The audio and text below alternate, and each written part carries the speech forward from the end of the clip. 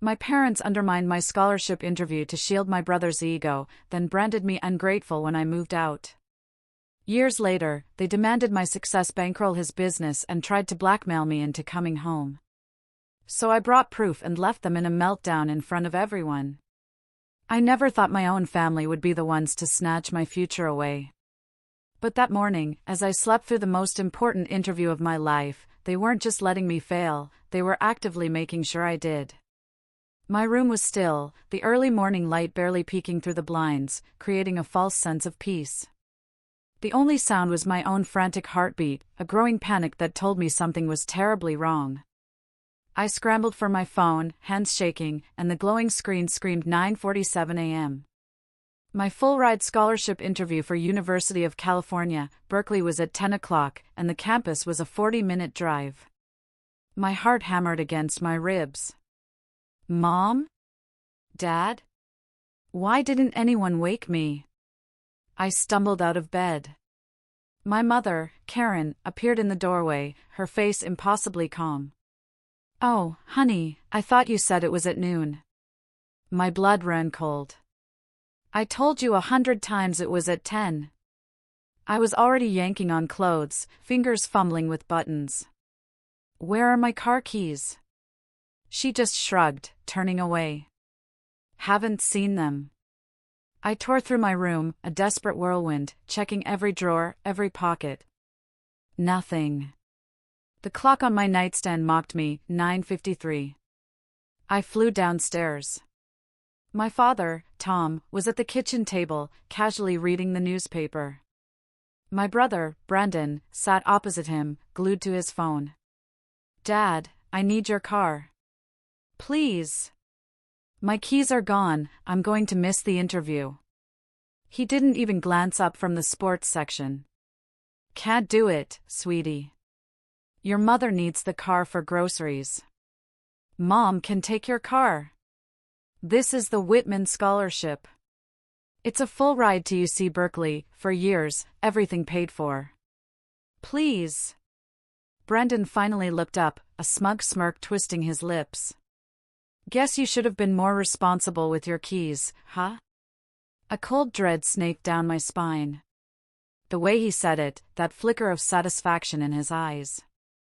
I looked at Karen, who was suddenly very busy wiping down an already sparkling counter. Tom slowly, deliberately, turned a page of his newspaper. "You hid my keys."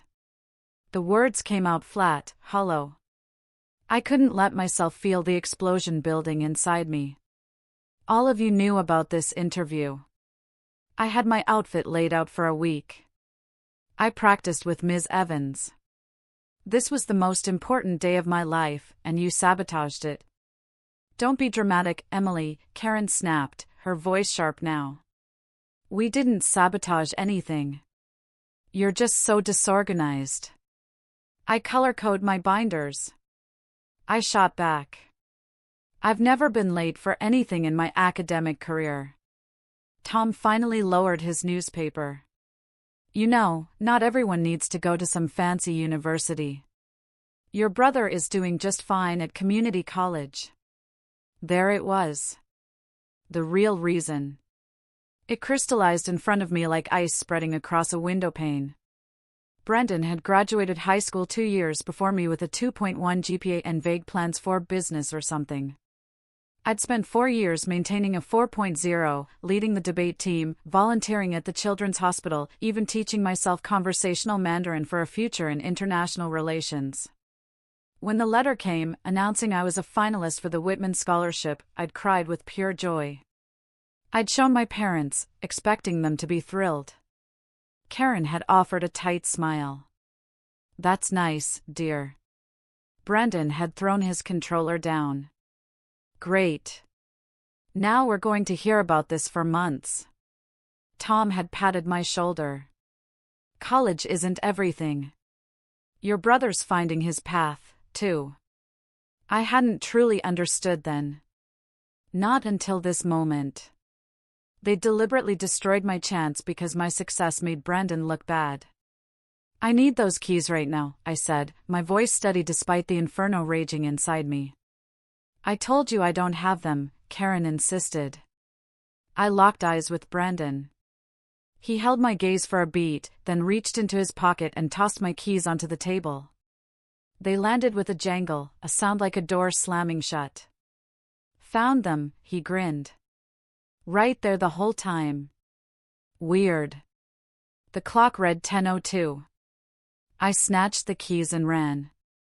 I pulled into UC Berkeley at 10:47, hair a mess, my carefully chosen outfit wrinkled from my panicked scramble.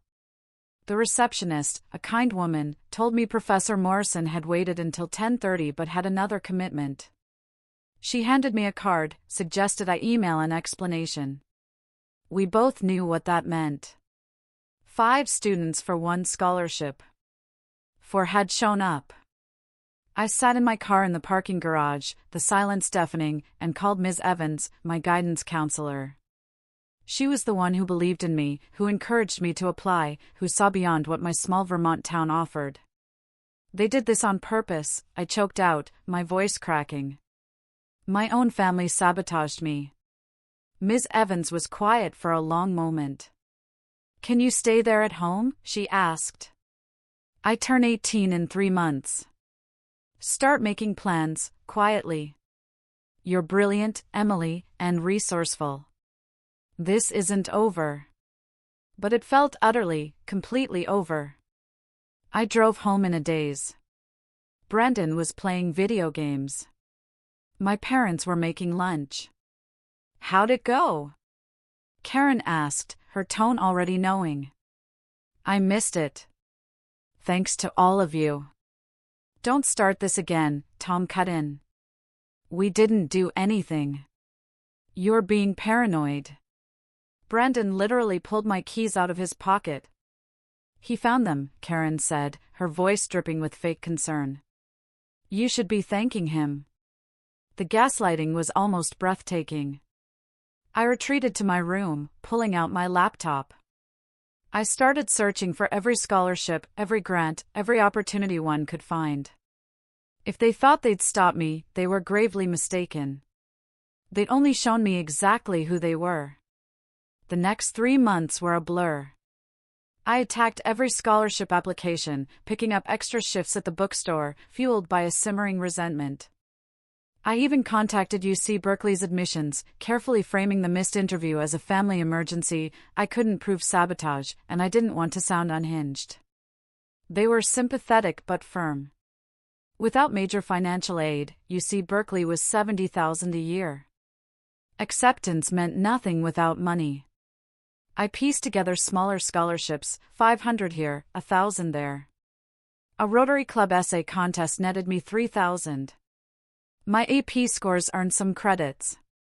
I crunched the numbers, maximum course loads, testing out of prerequisites, 20 hours a week at a job. I might be able to swing a state school. My parents noticed the extra hours. You're never home anymore, Karen complained one night. I'm saving for college. We told you, Tom said, you can go to community college like Brandon. Live at home, save money. I want a 4-year university. Tom frowned. That's selfish, Emily. Do you know how much student loan debt people have? We're trying to protect you. Protect me? I let out a harsh, disbelieving laugh. You destroyed my scholarship opportunity. You hid my keys so I missed the most important interview of my life. We've been over this. Karen's voice rose. Nobody hid anything. You're clinging to this narrative because you can't accept responsibility for your own mistakes. I didn't make a mistake. You did. And I'm going to succeed despite you.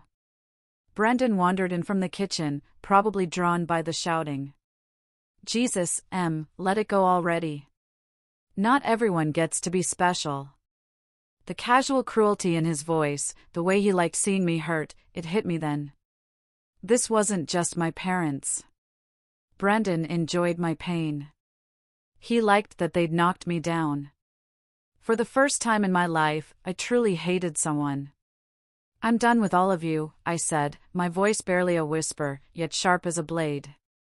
I turned 18 in April. In May, just 2 weeks after graduating as valedictorian, I moved out. Ms. Evans helped me find a small apartment near the state university I'd be attending, splitting it with 2 other girls. Her Honda was packed with my meager belongings. My parents didn't help. They didn't even come out of the house. The night before, Karen cornered me in my room.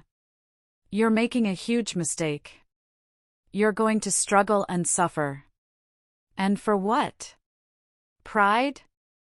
For my future. You're being ungrateful. We raised you, fed you, clothed you. This is how you repay us?"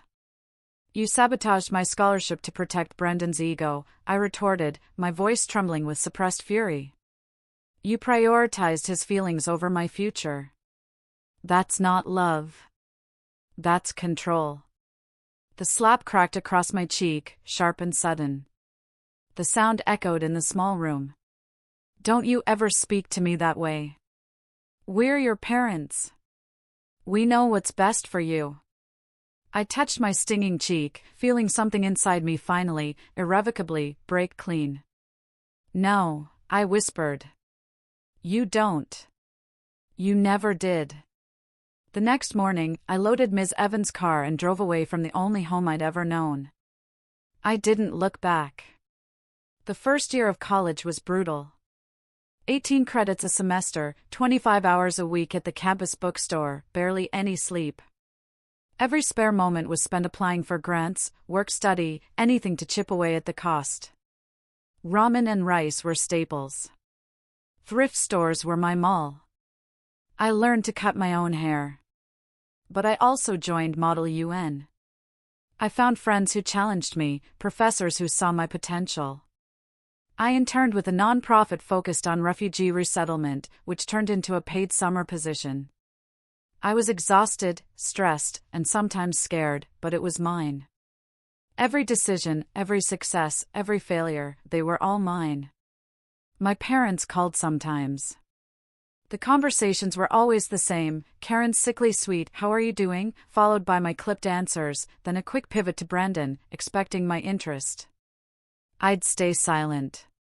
She'd get frustrated, inevitably ending with, "You've really hurt your brother with this attitude." They never apologized. Never acknowledged what they'd done. Brendan, according to them, was still figuring things out. He dropped out of community college after 1 semester, working at a sporting goods store, but it wasn't his real plan. He was going to be an entrepreneur, start a business. He just needed capital.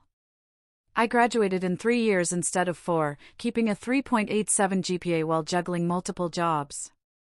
I got into a master's program in international relations with partial funding. I just kept grinding, kept moving forward. By 25, I had my master's and a position with an international development consulting firm. I started entry-level, but I was good. I worked on projects in Southeast Asia, analyzing economic development, writing policy recommendations. I traveled. I saved. I built a life I was truly proud of. I hadn't spoken to my parents in over 2 years. The last call ended with Karen screaming that I was selfish and had abandoned my family. I hung up and blocked their numbers. Then, one Tuesday morning in November, an email arrived from my Aunt Sarah, Karen's sister. Subject: Family Emergency. My stomach dropped. I braced myself for news of illness or death. Instead, "Emily, your parents need your help urgently.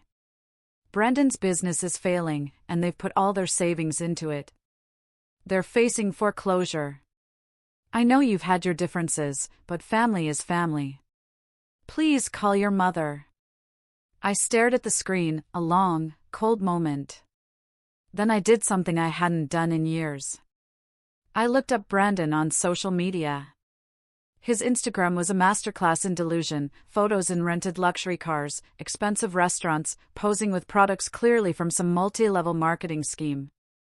His bio: CEO and founder building an empire, luxury lifestyle entrepreneur, DM me for business opportunities. His business page, Taylor Solutions, was some vague consulting firm. Posts were filled with motivational quotes over stock photos. Success isn't given, it's taken. While you sleep, I grind. Mindset is everything. And, of course, frequent calls for investors, partners, team members to get in on the ground floor. I showed it to Chloe, my roommate, who worked in finance. She took one look. That's not a business, Em. That's a fantasy. Whatever money went into this is gone. I didn't reply to Aunt Sarah. I didn't call Karen. I just went to work, lived my life, and tried to pretend I hadn't seen it. 3 days later, my doorbell rang at 8 a.m. on a Saturday. I opened it to find my parents on my doorstep. I hadn't seen them in person in over 4 years. Tom's hair was grayer. Karen looked tired, older, but their expressions were chillingly familiar, entitled, aggrieved, absolutely certain of their righteousness. We need to talk, Karen stated, pushing past me into my apartment. You can't just show up here. How did you even get my address? We're your parents. Tom said, as if that explained everything. Sarah gave it to us. Of course she did. I made a mental note to have words with my aunt. They stood in my living room, taking it all in. Small, but nice. Decorated with art from local markets in Vietnam and Thailand, photos from my work trips. You've done well for yourself, Karen said, and it definitely wasn't a compliment. What do you want? Brendan's in trouble, Tom said bluntly. His business needs capital, or it's going under. We've put in everything we have. The house is mortgaged to the limit. We need you to help him. The sheer audacity of it stole my breath. You want money? He's your brother, Karen said. Family helps family. How much? 50,000, Tom said. It would get him back on track. Give him room to breathe, to build the business properly. I laughed. I couldn't help it. You sabotaged my scholarship, kicked me out for being ungrateful, and now you want me to give Brendan $50,000 for his fake business? It's not fake. Karen snapped. He's building something real. He just needs support, which is something you've never understood. You're always so focused on yourself, on your own success, that you can't see when your family needs you. My own success that you tried to destroy? We never did that. Tom interjected. You missed that interview on your own. We've told you 1,000 times. Brendan took my keys out of his own pocket right in front of me. He found them. Why are you so determined to make us the villains in your story? Karen asked, her voice oozing victimhood. This was pointless. They would never admit it. They'd rewritten history so thoroughly, so shamelessly, they genuinely believed their own twisted version. You need to leave, I said, my voice steady. We're not going anywhere until you agree to help your brother, Karen said, making herself comfortable on my couch. We drove 4 hours to get here. I didn't invite you. Emily, please, Tom said, shifting his tone to something he hoped sounded reasonable. Look at everything you have. This apartment, your job, all these nice things. You can afford to help. Brandon is struggling. He's not like you. He doesn't have your advantages. My advantages? I scoffed. I worked 3 jobs to put myself through college. I lived on ramen for years. I built this from nothing, with 0 help from either of you. We raised you. Karen countered. We gave you everything until you decided to throw it back in our faces. The gaslighting, the complete and utter rewriting of history, made me feel dizzy. In their version, they were the victims. I was the ungrateful daughter who'd abandoned them. $50,000, I said slowly. That's what you want. It would mean the world to Brandon, Tom said. Give him the chance you had. The chance I had? The chance you destroyed. There you go again, Karen said, shaking her head. Always the victim. You got into a good school. You have a good job. You're fine. But Brendan needs help now, and you're too selfish to give it. I took a deep, shaky breath. Get out of my apartment. If you're not gone in 60 seconds, I'm calling the police. Tom stood, his face reddening. You're really going to do this? Turn your back on your own brother? I'm telling you one more time. Get out. They left. But Karen turned in the doorway, her eyes blazing. You'll regret this, Emily. When Brendan loses everything because you wouldn't help, that's on you. And when you're alone someday, needing family, remember this moment. I closed the door and locked it, my hands shaking uncontrollably. I thought that was the end of it. I was so wrong. 2 weeks later, an email landed in my inbox from an unrecognized sender. The subject line, information you should see. I nearly deleted it as spam, but something tugged at me. Inside, a single line, thought you should know what your family is saying about you, and a link to a Facebook post. It was from Karen's account, a long, rambling screed about her ungrateful daughter who'd abandoned the family and was now refusing to help her struggling brother despite making well over 6 figures. She painted me as difficult, arrogant, and someone who'd cut them off for no reason after they'd sacrificed everything. The post had over 200 comments, mostly from strangers, distant relatives, and friends, all agreeing I sounded terrible. Even old high school acquaintances, people who barely knew me, chimed in with always thought she was stuck up, tbh. Aunt Sarah had commented, family is supposed to support each other. Very disappointed in Emily. But there was more. Karen had set up a GoFundMe for Brendan's business, naming me explicitly in the description, claiming I'd refused to help despite having the means. She'd included details about my job, a wildly inflated salary, depicting me as a monster who'd rather see her brother homeless than part with money I didn't need. $3,000 had been raised. I felt sick. This was public shaming, weaponized social media, leveraging family connections to force my hand. I showed Chloe, my roommate. You need to respond, she said immediately. I don't want to air family drama online. They already did that for you. If you stay silent, their version becomes the truth. She was right. But the thought of a public fight, descending to their level, made me hesitate. Then, a text from an unknown number. It was Brandon. Mom and Dad told me what you said. Real classy, sis. I'm trying to build something here, and you're sitting on your pile of money acting like you're better than everyone. Guess that fancy degree didn't teach you about loyalty. When this business takes off, don't come crawling back. Another text followed, also, I'm telling everyone what you're really like. Hope your job doesn't care about family values. The threat was clear. He was going to try to damage my professional reputation. I called Chloe back. What if I don't just respond? I asked. What if I bring receipts? What kind of receipts? She asked, intrigued. The kind that show exactly who they've always been. I had kept everything. Every email, every text, every piece of documentation from my years putting myself through college. Bank statements showing earned scholarships, jobs worked, loans paid back. Emails from UC Berkeley explaining I'd missed the scholarship interview and wouldn't be reconsidered. Photos of the acceptance letter, the impossible financial aid package. And most importantly, a recording. That summer after I moved out, before I blocked their numbers, Karen had left me a voicemail. She'd been furious I wouldn't come home for Brandon's birthday. In her rage, she'd said something I'd never forgotten, you've always been jealous that Brandon is more likable than you.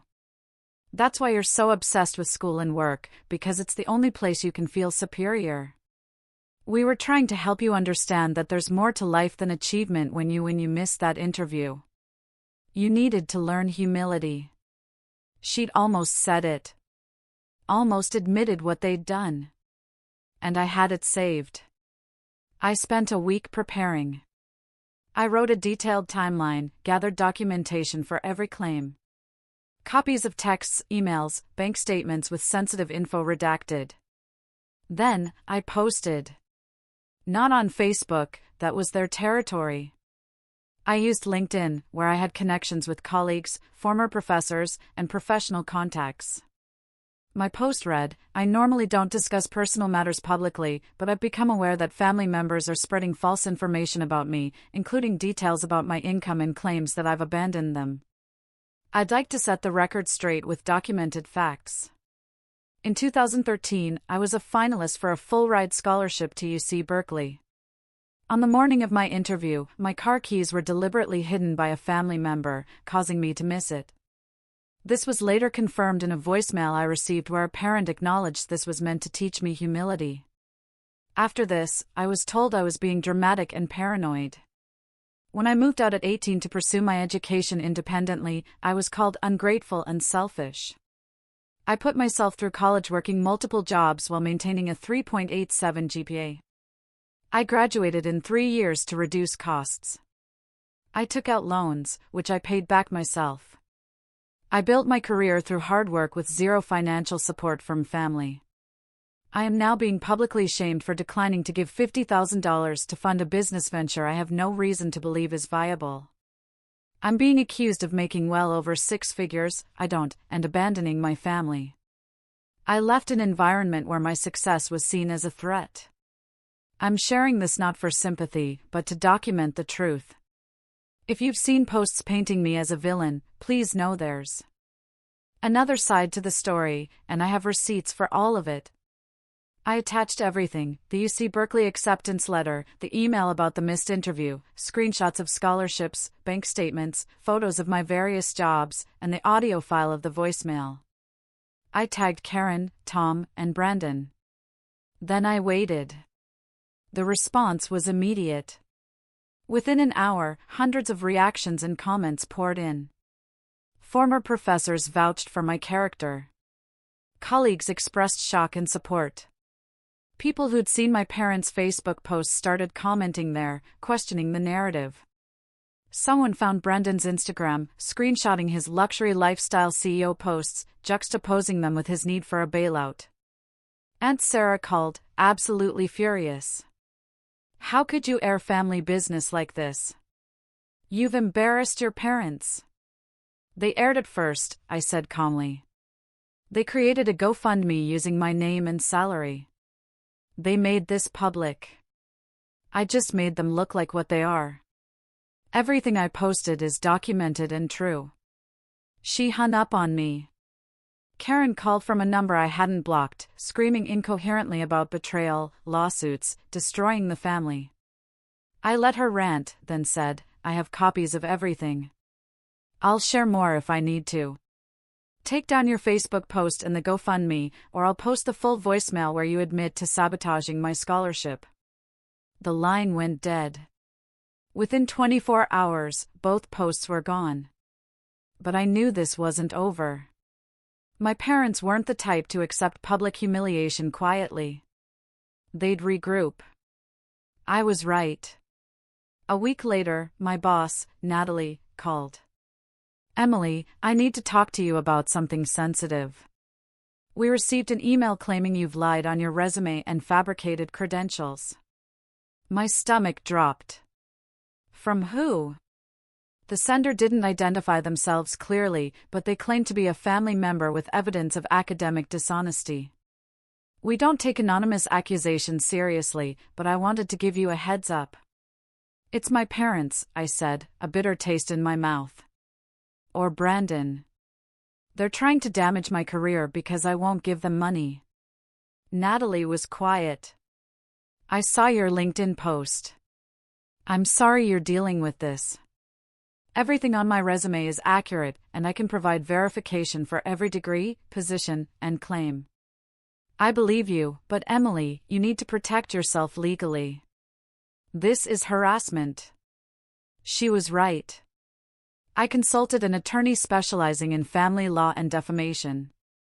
She reviewed everything: the social media posts, emails, the anonymous message to my employer, Brendan's threatening texts. "You have grounds for a cease and desist at minimum," she said. "Potentially a restraining order if this continues. The attempt to sabotage your employment is particularly serious." I sent the cease and desist letters via certified mail. All three, Karen, Tom, and Brendan, received legal notification. Further harassment, defamation, or attempts to damage my reputation would result in legal action. 3 months passed in silence. I started to think, maybe, finally, it was over. Then, a wedding invitation arrived. My cousin, Hannah, Aunt Sarah's daughter, was getting married. We'd been close as kids before I'd lost touch with most of my extended family. The invitation was beautiful, clearly expensive. A country club wedding, a big affair. I almost declined. I knew my parents would be there. It would be uncomfortable. But Hannah called me personally. Please come. I know things with your parents are complicated, but I'm inviting you because you're important to me, not because of them. You can bring a +1, just please." Her voice was so genuine, so hopeful, I agreed. I brought Liam, a colleague I'd been casually seeing. He was aware of the family drama and agreed to be my buffer. We arrived at the country club on a sunny Saturday in May, dressed for a formal outdoor wedding. The ceremony was beautiful. Hannah looked radiant. I even cried during the vows, which surprised me. I hadn't expected to be so moved. The reception was where things got complicated. I saw my parents immediately. They were seated at a table near the front, dressed formally, playing the role of proud family members. Brendan was with them, in a rented-looking suit, hair slicked back. They saw me, too. Karen's face hardened. Tom looked away. Brendan stared, his expression unreadable. I focused on Hannah, on celebrating her day. Liam and I found our table on the opposite side of the room. I chatted with cousins I hadn't seen in years, danced, enjoyed the excellent food. Then, the family photo session. The photographer gathered groups. Okay, now all of Hannah's extended family, aunts, uncles, cousins. I joined, standing on the far end. My parents were on the other side.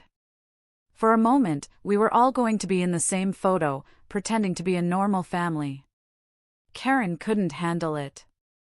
As the photographer adjusted the shot, she walked directly over to me. "You need to leave. You're not really part of this family anymore." People heard. The chatter died down. Hannah looked horrified. "Mom," she said.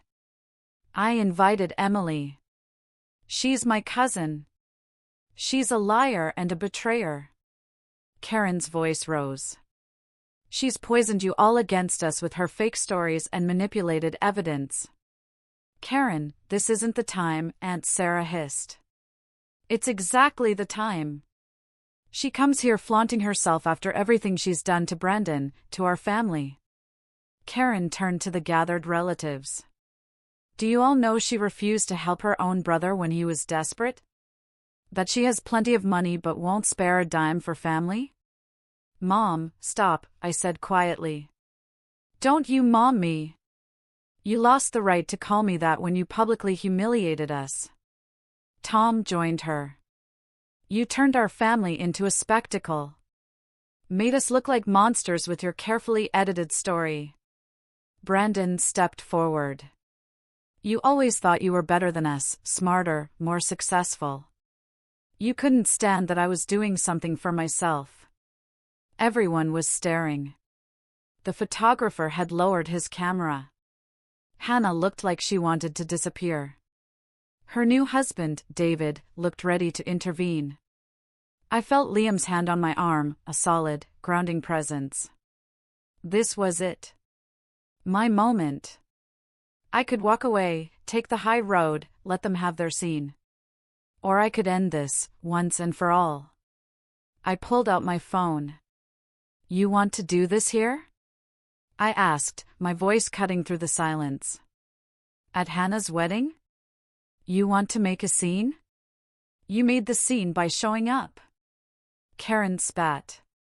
Fine. I pulled up the files I'd saved.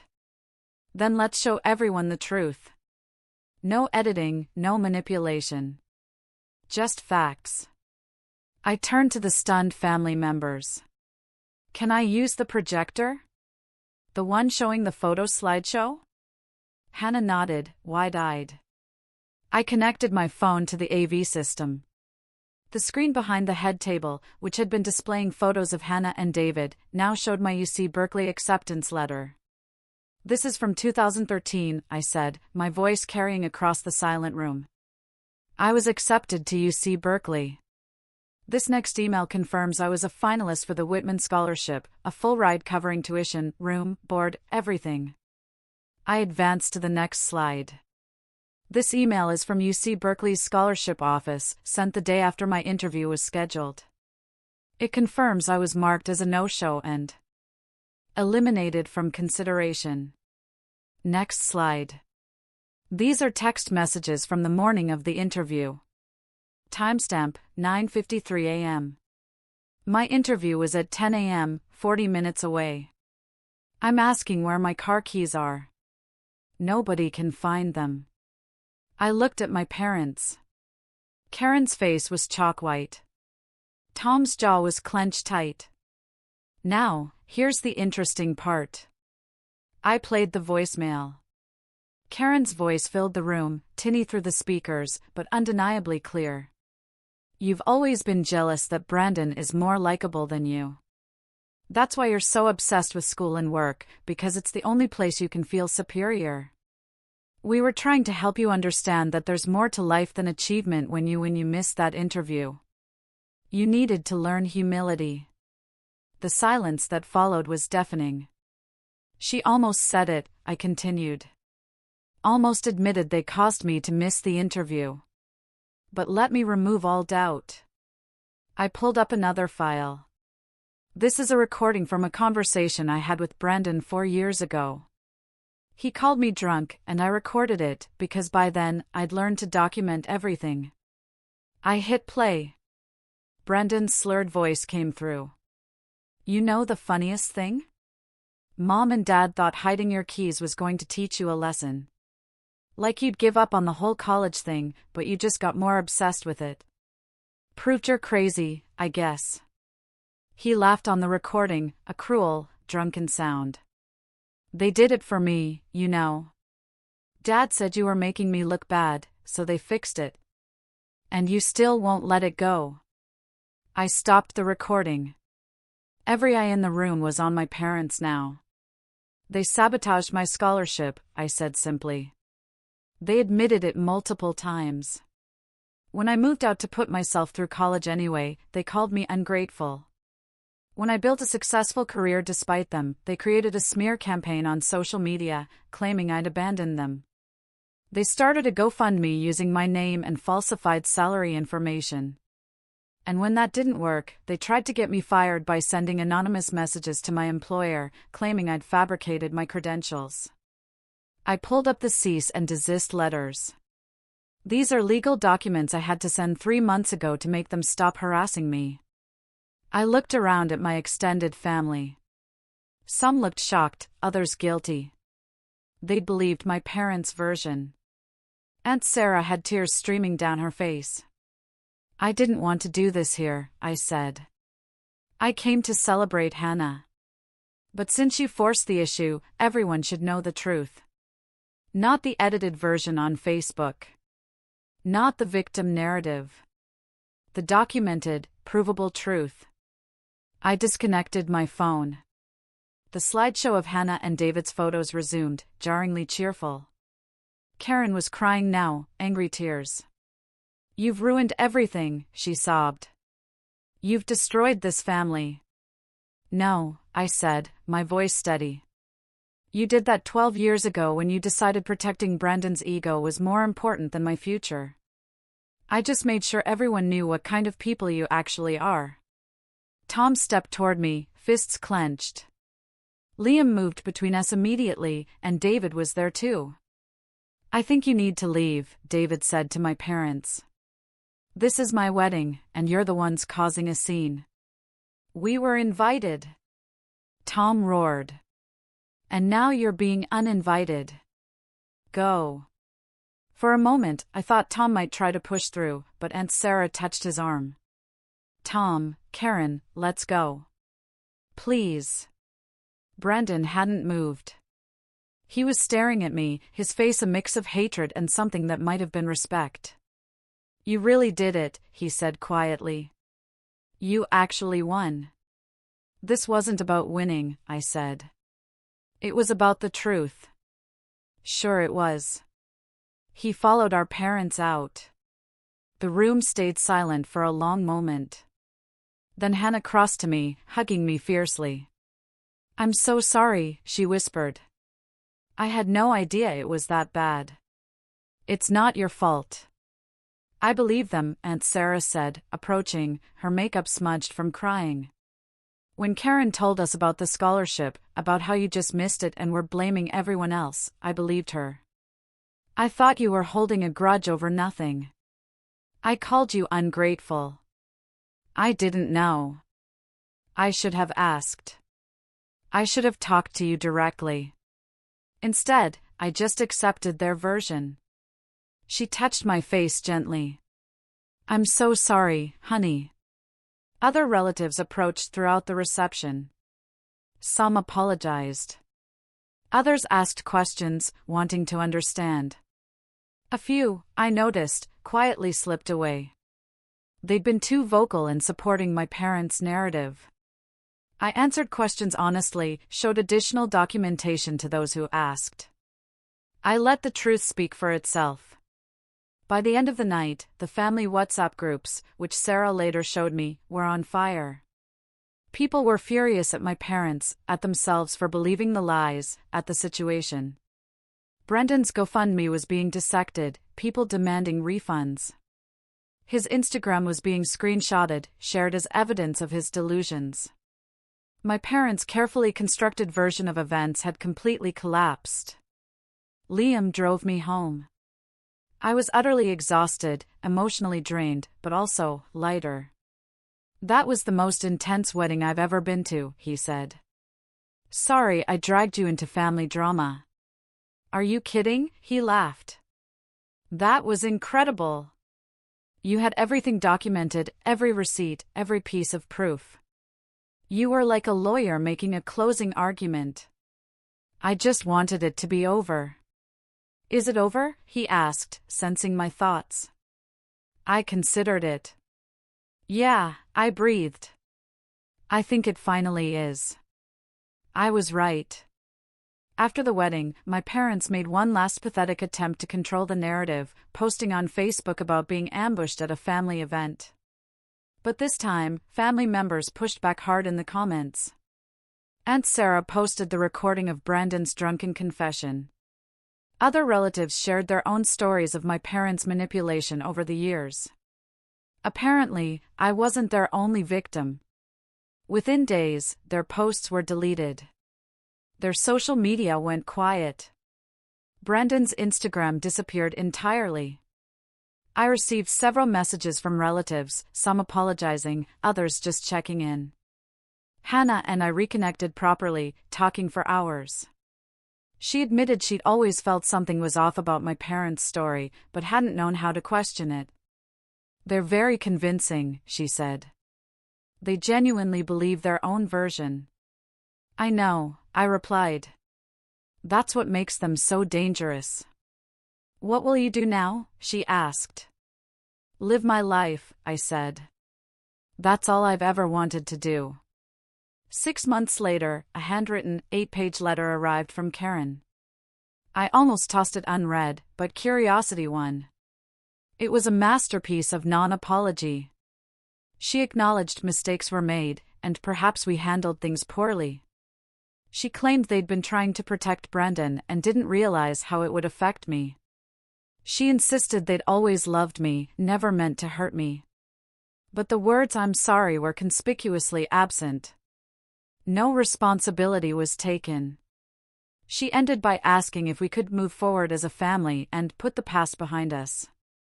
No acknowledgement of sabotaging my scholarship, gaslighting me, smearing me publicly, trying to get me fired. Just vague references to misunderstandings. I wrote back one sentence: I accept your acknowledgement of wrongdoing, but I'm not interested in rebuilding a relationship. I wish you well. I never heard from them again. I'm 30 now. I've been promoted twice at my firm, traveling internationally several times a year. I have friends, colleagues, a partner I'm serious about. I'm building the life I always wanted. Sometimes I think about that morning 12 years ago, standing in my childhood home, watching my brother pull my keys from his pocket with that smug smile. I remember how devastated I felt, how lost and betrayed. If I could go back and tell 18-year-old me anything, it would be this: they did you a favor. They showed you exactly who they were, and you believed them. You built something better than anything they could have given you, because you built it yourself.